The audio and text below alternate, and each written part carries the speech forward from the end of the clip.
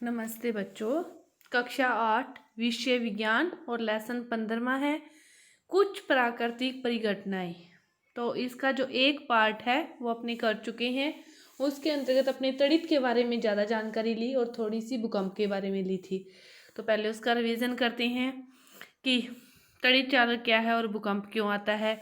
तो तड़ित क्या है? एक बिजली है। एक क्या है? ये प्राकृतिक घटना है, प्रकृति के हाथ में है, मानव के हाथ में कुछ नहीं है। तो इसलिए ये कैसी घटना हुई? प्राकृतिक परिघटना हुई। तो बादलों में ये आवेश के कारण पैदा होती है। और बादलों में आवेश कैसे उत्पन्न होते हैं? हवा की रगड़ से। बादलों में आवेश कैसे उत्पन्न होते हैं? हवा की रगड़ से। और आवेश कितने प्रकार के हैं? 2 प्रकार के हैं, धन आवेश और ऋण आवेश। और समान आवेश एक दूसरे को क्या करते हैं? प्रतिकर्षित। और विपरीत आवेश एक दूसरे को क्या करते हैं? आकर्षित करते हैं। तो तड़ित पूर्वानुमान तड़ित के बारे में लगाया जा सकता है। और जो तड़ित चालक है ये क्या है? एक प्रकार की रक्षा युक्ति है। तड़ित चालक क्या है? एक प्रकार की रक्षा युक्ति है। और भूकंप के बारे में पूर्वानुमान नहीं लगाया जा सकता। और भूकंप कैसे आता है? पृथ्वी की आंतरिक प्लेटों को एक दूसरे से टकराने से या फिर खिसकने से क्या आता है? भूकंप आता है। तो आगे का अपने जानते हैं कि भूकंप संभावित क्षेत्र क्या है। कि भूकंप क्या है? प्लेटों की गतियों के कारण उत्पन्न होते हैं। भूकंप कैसे उत्पन्न होते हैं? प्लेटों की गतियों के कारण उत्पन्न होते हैं। अतः यहाँ प्लेटों की सीमाएं दुर्बल क्षेत्र होती है, वहाँ भूकंप आने की संभावना अधिक रहती है। यहाँ प्लेटों की जो सीमाएं हैं वो दुर्बल क्षेत्र की होती है, तो वहाँ पर भूकंप आने की संभावना अधिक होती है। और इन दुर्बल क्षेत्रों को भूकंपी क्षेत्र या भ्रंश क्षेत्र भी कहते हैं। और भारत के अति भूकंप आशंकित क्षेत्र कश्मीर, पश्चिमी केंद्रीय जो हिमालय है, समस्त उत्तर पूर्व, कच्छ का रण, राजस्थान, सिंध गंगा के मैदान हैं। इन दुर्बल क्षेत्रों को क्या कहते हैं? भूकंपी क्षेत्र कहते हैं। और भारत में जो अति भूकंपी क्षेत्र हैं वो है कश्मीर है, पश्चिमी और केंद्रीय हिमालय है, सारा उत्तर पूर्व है, और कच्छ का रण है, राजस्थान है, सिंध गंगा के मैदान है। और दक्षिण भारत के कुछ भाग भी क्या है? खतरे के क्षेत्र में आते हैं। यहाँ पर लगभग भूकंप जब आता है ना तो इन क्षेत्रों में तो आता ही आता है। ये दुर्बल क्षेत्र हैं, इन क्षेत्रों में तो फिर भूकंप क्या है? आता ही आता है। दुर्बल क्षेत्र क्यों है? जहाँ की जो आंतरिक प्लेटें हैं वो क्या है? दुर्बल क्षेत्र, उनकी सीमाएं दुर्बल क्षेत्र में है। और भूकंप का मापन किससे होता है? रिएक्टर पैमाने से होता है। कि किसी भी भूकंप की शक्ति के परिमाण को रिएक्टर पैमाने पर व्यक्त किया जाता है। कौन से पैमाने पर? रिएक्टर पैमाने पर। और अधिक विनाशकारी भूकंपों का रिएक्टर पैमाने पर परिमाण 7 से अधिक होता है। भुज एवं कश्मीर में आए दोनों भूकंपों का जब परिमाण था वो 7.5 से अधिक था। भूकंपों में रिएक्टर पैमाने का जो परिमाण है ना ये 7 से क्या होता है? अधिक होता है, जो ज़्यादा विनाशकारी होते हैं। तो इससे 7 से भी अधिक जो आए थे, 7.5 आए थे, वो कहाँ आए थे? भुज और कश्मीर में आए थे। अधिक विनाशकारी भूकंप होते हैं उनकी जो पैमाना होता है वो परिणाम कितना होता है? 7 से अधिक होता है। तो जो भूकंप है ये पृथ्वी की सतह पर तरंगे उत्पन्न करता है। जो भूकंप है ये पृथ्वी का जैसे केंद्र है, इससे ये तरंगे ऐसी ऐसी ऐसी वाइब्रेट सी होती है। तो ये क्या करता है? तरंगे उत्पन्न करता है। और इन तरंगों को क्या कहते हैं? भूकंपी तरंगे कहते हैं। और इन तरंगों को भूकंपी लेखी नामक उपकरण द्वारा रिकॉर्ड किया जाता है।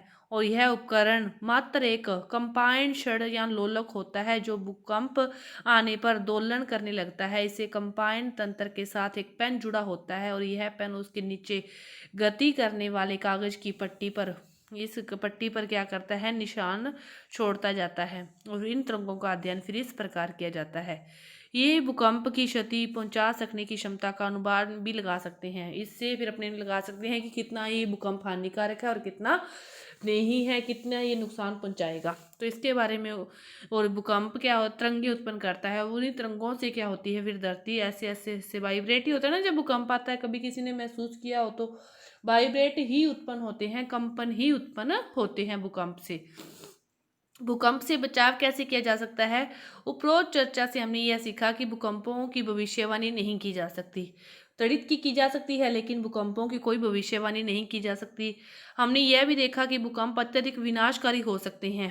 अतः यह आवश्यक है कि हम हर समय अपने बचाव के लिए आवश्यक सावधानियां बरतें। कि बहुत विनाशकारी हो सकते हैं। भूकंप क्या है, विनाशकारी हो सकते हैं और इसके लिए अपने खुद को सावधानियां बरतनी चाहिए कि भूकंपी क्षेत्र, यहाँ भूकंप आने की अधिक संभावना है, में रहने वाले लोगों को इनका सामना करने के लिए विशेष रूप से तैयार रहना होता है। सर्वप्रथम इन क्षेत्रों के भवनों का डिजाइन भी कुछ है, अब तो बहुत सारे मतलब आगे की भवनों का डिजाइन ही ऐसा बनाया जाए, ऐसे सीमेंट या किसी चीज़ का यूज़ किया जाए कि भूकंप के वो झटके सह सके।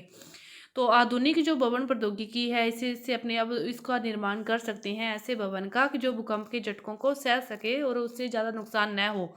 तो उचित यह है कि भवनों के ढांचे सरल हो ताकि वे भूकंप निरापद हो, कि ज़्यादा आर्टिफिशियल ना हो, सरल ढांचा हो ताकि उससे उसे ज़्यादा नुकसान ना हो। और किसी योग्य आर्किटेक्ट या संरचना इंजीनियर से परामर्श करके ही जो भूकंप वाले क्षेत्र हैं उधर भवन बनाने के लिए किसी योग्य आर्किटेक्ट और इंजीनियर से मदद लेनी चाहिए, परामर्श लेनी चाहिए, ताकि ऐसा हम मकान बनाए, सरल मकान बनाए, ताकि भूकंप के झटके वह मकान सह सके। क्योंकि मकान जल्दी जल्दी नहीं बनते, एक बार बनाने के बाद बहुत टाइम निकल जाता है। भूकंप आने से यदि हर बार ही घर खराब होता रहे, ढहता रहे, तो बनाना बहुत मुश्किल होता है। तो अत्यधिक भूकंपी क्षेत्रों में भवन निर्माण में भारी पदार्थों की अपेक्षा मिट्टी या इमारती लकड़ी का उपयोग फिर अधिक अच्छा होता है। जहाँ बहुत ही ज़्यादा हो, वो भी घर ढह जाएगा तो ज़्यादा क्षति ना हो, इसलिए लकड़ी का उपयोग किया जाना चाहिए। अलमारियों इत्यादियों को दीवारों के साथ जड़ना अधिक अच्छा होता है, जिससे कि वे आसानी से न गिरे। दीवार घड़ी, फोटो फ्रेम, जल तापक आदि को दीवार से लटकाते समय सावधानी रखें ताकि भूकंप आने पर वे लोगों पर न गिरें। चूंकि कुछ भवनों में भूकंप के कारण आग लग जाती है, अतः ये आवश्यक है कि सभी भवनों, विशेषकर जो ऊंची इमारतों में, अग्निशमन के सभी उपकरण कार्यकारी स्थिति में होने चाहिए। यह भी ध्यान में रखना चाहिए। तो केंद्रीय भवन अनुसंधान संस्थान रुड़की ने भूकंप प्रतिरोधी मकान बनाने के लिए कुछ जानकारी उन्होंने भी विकसित की है कि ऐसे मकान बनाएं ताकि भूकंप में कोई भी नुकसान न हो। तो अब देखो कुछ क्वेश्चन देखते हैं अपने इस क्वेश्चन पार्ट से संबंधित, कि जब कांच की छड़ को रेशम के कपड़े से रगड़ते हैं तो क्या होता है। जब कांच की छड़ को रेशम के कपड़े से रगड़ते हैं तो कांच की छड़ क्या हो जाती है, आवेशित हो जाती है। कांच की छड़ क्या हो जाती है, आवेशित हो जाती है। अब देखो, जो सजातीय आवेश है एक दूसरे को क्या आकर्षित करेंगे, क्या समान आवेश एक दूसरे को आकर्षण नहीं प्रतिकर्षण करेंगे। और आवेशित कांच की छड़ आवेशित प्लास्टिक स्ट्रा को, जो आवेशित प्लास्टिक की स्ट्रा है उसको क्या करेगी, आवेशित करेगी। तड़ित चालक किसी भवन की तड़ी से सुरक्षा नहीं करता है और भूकंप की भविष्यवाणी की जा सकती है, नहीं की जा सकती।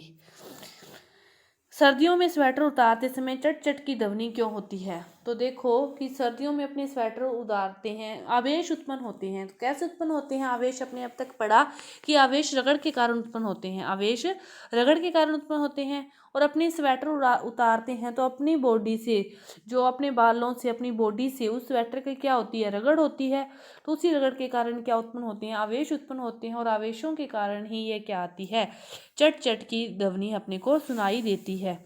और जब हम किसी आवेशित वस्तु को हाथ से छूते हैं तो वह अपना आवेश खो देती है। क्यों, क्योंकि हम जब किसी भी आवेशित वस्तु को अपने हाथ से छूते हैं तो वह अपना आवेश इसलिए खो देती है क्योंकि जो उसका आवेश है ना वो अपनी बॉडी में आ जाता है और फिर अपनी बॉडी से वो किस में चला जाता है, धरती में चला जाता है, पृथ्वी में चला जाता है। तो इसीलिए आवेशित वस्तु को छूते ही वह अपना आवेश खो देती है, क्योंकि उसका आवेश अपनी बॉडी में आ जाता है और अपनी बॉडी से वो किस में चला जाता है, पृथ्वी में चला जाता है। तड़ी से सुरक्षा के 3 उपाय, कोई भी आप 3 उपाय देख सकते हो कि तड़ी चालक का आप उपयोग कर सकते हैं। तड़ी के पूर्वानुमान होने से अपने घर से ना निकले। और यदि अपनी गाड़ी चला रहे हैं, गाड़ी के अंदर हैं, तो गाड़ी के सारे अपने कांच हैं, जो उनके शीशे हैं, वो सारे अपने क्या कर लें, बंद कर लें। और आवेशित गुब्बारा दूसरे आवेशित गुब्बारे को प्रतिकर्षित करता है। तो इसके बारे में अपने क्या पढ़ा था कि आवेश किससे उत्पन्न होते हैं, रगड़ से। आवेश कितने प्रकार के होते हैं, 2 प्रकार के, एक होता है धन आवेश, दूसरा होता है ऋण आवेश। और समान आवेश दोनों एक दूसरे को क्या करते हैं, आकर्षित करते हैं और प्रतिकर्षित करते हैं। और विपरीत आवेश एक दूसरे को क्या करते हैं, आकर्षित करते हैं। विपरीत आवेश एक दूसरे को क्या करते हैं, आकर्षित करते हैं। और समान आवेश एक दूसरे को क्या करते हैं, प्रतिकर्षित करते हैं। तो भारत के उन 3 राज्यों के आप नाम लिखो जहाँ पर भूकंप के झटके अधिक आते हैं। तो कोई भी लिख सकते हो आप, राजस्थान, जम्मू कश्मीर, गुजरात में क्या था, कच्छ का रण, कई पढ़े थे ना आपने, तो उनमें से कोई भी आप 3 लिख सकते हो। तो मौसम विभाग की भविष्यवाणी करता है कि किसी निश्चित दिन तड़ी झंझावात की संभावना है। मौसम विभाग ने भविष्यवाणी की कि किसी निश्चित दिन तड़ी झंझावात की संभावना है और मान लीजिए उस दिन आपको बाहर जाना है, तो क्या आप छतरी लेकर जाएंगे? तो देखो, तड़ी झंझावात की जिस दिन संभावना है और अपने को बाहर जाना है, तो छतरी किससे बचाव करती है? छतरी केवल वर्षा से बचाव करती है, बाकी किसी से नहीं करती। और छतरी की जो डंडी होती है वो किसकी बनी होती है? छतरी की जो डंडी बनी होती है वो बनी होती है धातु की। और धातु क्या होता है? विद्युत का चालक होता है। और तड़ित भी क्या है? एक प्रकार की विद्युत है, बिजली है। तो यदि उस दिन तड़ित आना है तो अपनी छतरी लेकर बाहर जाएंगे, तो ये अपने लिए सही नहीं है, क्योंकि यदि उस पर तो फिर वो बिजली गिरेगी ही गिरेगी और उसके माध्यम से वो अपने शरीर से होती हुई धरती पर संपर्क करेगी, तो जो अपने लिए हानिकारक है। तो अपनी छतरी लेकर नहीं जाएंगे। क्यों नहीं जाएंगे? क्योंकि उसकी डंडी किसकी बनी होती है? धातु की।